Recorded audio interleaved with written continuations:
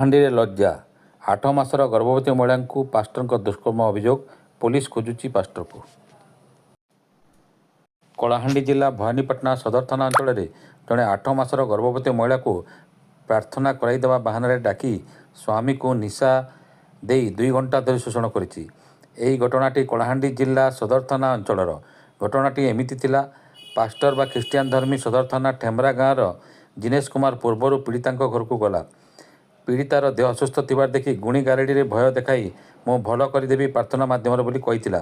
ପରେ ପୀଡ଼ିତାଙ୍କ ସ୍ୱାମୀଙ୍କୁ ବାରମ୍ବାର ଫୋନ୍ କରିବାରୁ 7 ଅଗଷ୍ଟ ଶୁକ୍ରବାର ଦିନ ପାଷ୍ଟର ନିକଟକୁ ଯାଇଥିଲେ ପୀଡ଼ିତା ଓ ତା ସ୍ୱାମୀ। 3 ଦିନ ପାଷ୍ଟର ଘରେ ରଖିବାକୁ କହିଥିଲେ ଆଉ ପୀଡ଼ିତାଙ୍କ ସ୍ୱାମୀଙ୍କୁ ଦିନସାରା ମଦ ପିଆଇ ବିଭିନ୍ନ ପ୍ରକାର ନିଶା ଦେଇଥିଲେ। ରାତି 8ଟା ପାଖାପାଖିରେ ଅଚେତ ହେବା ପରେ ପୀଡ଼ିତାଙ୍କୁ ପ୍ରାର୍ଥନା କରାଇଦେବା ବାହାନାରେ ରୁମ୍କୁ ଡାକିଥିଲେ ଏବଂ କବାଟ ବନ୍ଦ କରି ତାଙ୍କୁ ବାରମ୍ବାର ଦୁଷ୍କର୍ମ କରିଥିଲେ।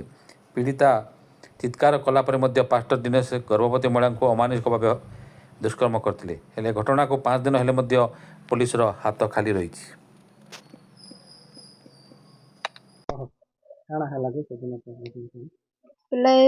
ସେ ଗୋଟେ ପାଷ୍ଟର ଥିଲା ପାଷ୍ଟି କୁଡ଼ି ଠେମରା ଘର, ତାର ନା ଜିନେଶ କୁମାର। तो से मोर स्वामी के बार बार कॉल कलार कहला कि तोर कनियार पेटे दाग अच्छे आरो देवी देवता मैंने एमती पावन नाशन कर दीच प्रार्थना करी देवी आस 3 दिन थी बोली कहला। तो 7 तारीख दिन आम गल शुक्रवार दिन तो गला शुक्रवार दिन भल से थी न आरो शनिवार दिन पड़ोसी घरे गोटे कुशिया है।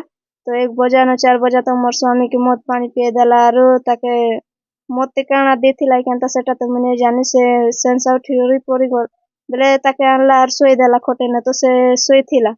तो ए तापरे न तो से कुसिया घर के से नाची गला से पिला नाची गला रासला 8 बजे ने आ ता पेट पुटा सब भिजी जाइथिला। तो लुंगी लुंगा सब पाल्टीला आरो कहला कि चलो म प्रार्थना कर देई बेला कर मुई तार मां के उठाइली।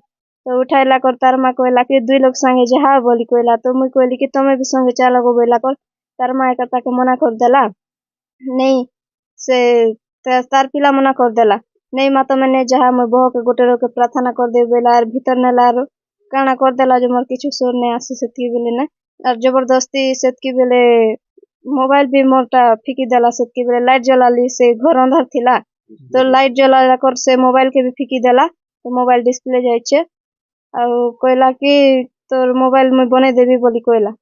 तो हाँ बोली कहली आर मुई थिली तो 2-3टा प्रार्थना कर देला तापर ना जबरदस्ती करी पकाइला सर आ की बेले ना तार से देवी देवता से ईटा मन के देखै नेला आर बंदूक भी देखैथिला सर। पुलिस घटना को गंभीरता सह नहीं एक टीम गठन करने सह अभियुक्त पास्टर को खोजाखोजी करने जारी रखी। अन्य परे यही घटना पर विभिन्न महल में निंदा करने सह यौन पिपासु विरोध में कठोर कार्यानुष्ठान नेबापई दाबी होईछि। केस आसाला जो 8 मासर गर्भवती महिला सहित दुष्कर्म अभियोग आसुच्छी कौन कहे कौन घटनाटी कौन रही है पुलिस तदंत केते दूर जाइए।